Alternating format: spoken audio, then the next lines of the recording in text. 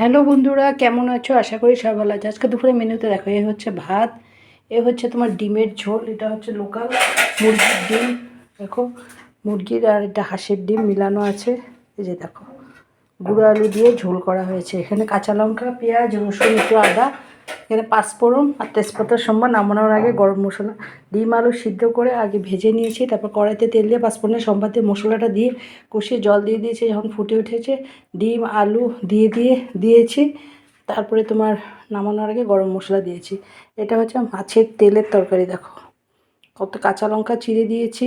আগে কড়াইতে তেল দিয়ে পেঁয়াজ ভেজে নিয়েছি।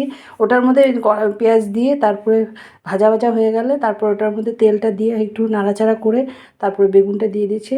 কাঁচা লঙ্কা চিড়ে, হলুদ, নুন, সামান্য একটু লঙ্কার গুঁড়ো দিয়েছি। এটা হচ্ছে শসার স্যালাড। আর এটা হচ্ছে মাছের মাথার মুড়ি ঘন্ট। এটা কাঁচা লঙ্কা, পেঁয়াজ, একটু রসুন, একটু আদা, তোমার নামানোর আগে ঘি আর গরম মশলা। ঠিক আছে। আর এটা হচ্ছে তোমার কোপ্তা, কাঁচা কলা আর কাঁচা কলা আর আলু দিয়ে কোপ্তা করেছি। দেখো, কাঁচা লঙ্কা, পেঁয়াজ, একটু জিরে, একটু আদা, নামানোর আগে ঘি আর গরম মশলা। আর এটা হচ্ছে তোমার ডাল। এটা ডেলির মতন ডাল করেছি। এই যে দেখো,